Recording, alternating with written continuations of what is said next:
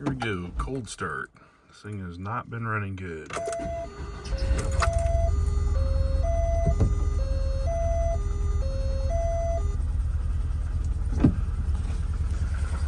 Back here. Just not wanting to run. I have no idea what's going on back there. After it warms up, seems to run okay. Boy, the first few minutes runs, knocks, bangs, doesn't want to idle very well. So we'll see if we can take it for a spin here. As you can see, it's a icy mess out there, so it could be an exciting ride. Not sure if you can hear that, but idling really rough. Doesn't want to go. It's shuddering. Not quite sure what the problem is, because it'll be running just fine here in a second. You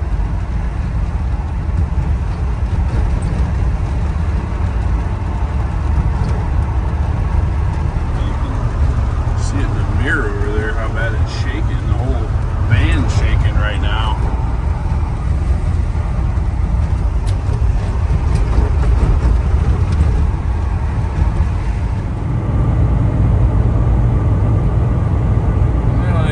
By the roads, they're wet, they're bare, no snow, just been rain the last couple days. The sun's trying to peek through the fog.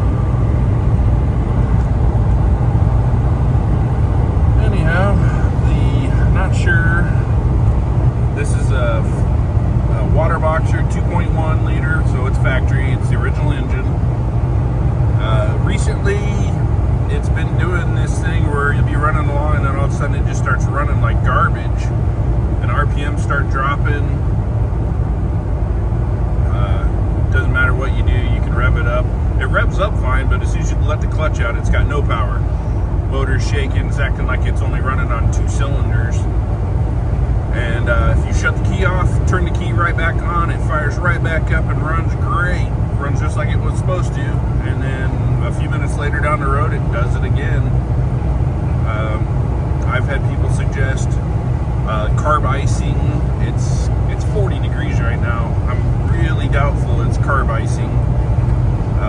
Seems to do it more often when it's wet though. I have noticed the last few times it's been rainy or real slushy snow, it's done it. Now it seems to be doing it on startup, where before it would do it after a couple of hours of driving. So I'm not real sure. I've unhooked the O2 sensor. So the O2 sensor is running on the ECU, and it seems to, it runs fine like that for a little while. So I'm not sure what exactly, is it a fuel injection issue? Not sure. This is a 91, so any tips, any help, any ideas? While not new to Volkswagens, I'm new to the water boxer. I've drove air-cooled Volkswagens most of my life, or diesel. So this is all new to me. So if you guys have any ideas, please let me know. Comment down below.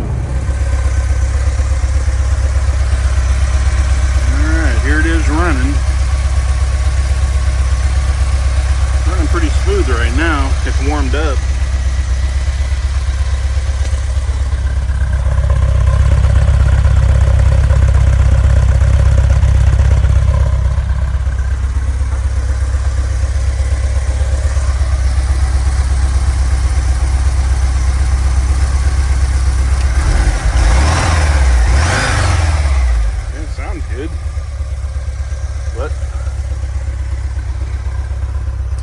Running like garbage on the way down here.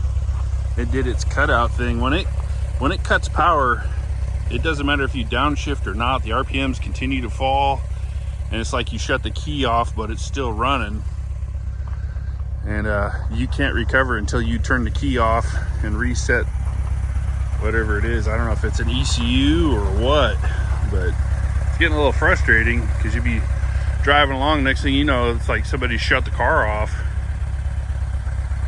Anyhow, hopefully I'll figure it out, or one of you will know what the problem is. and now that it's warm, it's running great. Figured I'd stop at the beach and take a quick little video since I was out this way. This is just a little bonus footage I had from driving down to the beach. This is the South Coho down in Kasilof. It's the South Coho entrance. That's the Cook Inlet. As you can see in the video, it's pretty foggy along the edges there, and the road driving in there was extremely icy. It's a beautiful beach. As you can see, there's some grass poking out through. The ground's froze solid, so you can pretty much drive anywhere. There's a guardrail off to the right of the van there, so you can't drive up into the wetlands. This is a popular beach during the summer. Fishermen, tourists, it's a great place to go fat biking. I do a lot of fat biking there during the summer.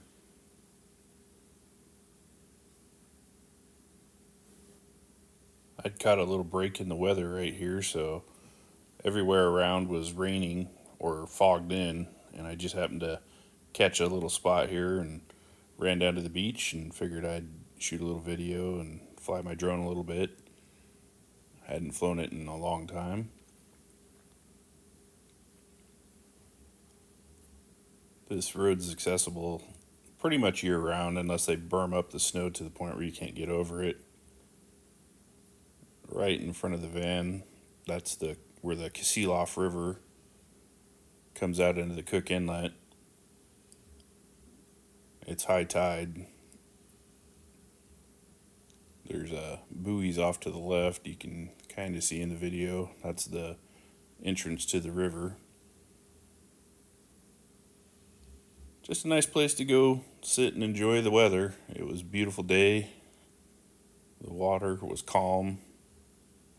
End of November 2023. Took the Volkswagen out. Try to figure out what's going on with the engine. I'm not quite sure yet. Still got a few ideas. Unfortunately, there's no shops close to where I live, so I'm a 3-hour drive from the nearest shop that might be able to diagnose what's going on. It was some fun video. Figured I'd share a little bit of it. It's always nice to get the Vanagon out and go for a spin.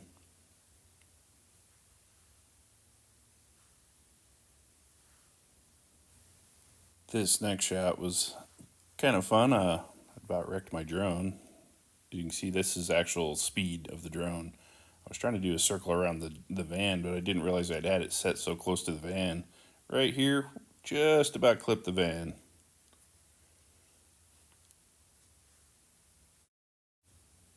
And this is me just about to take off.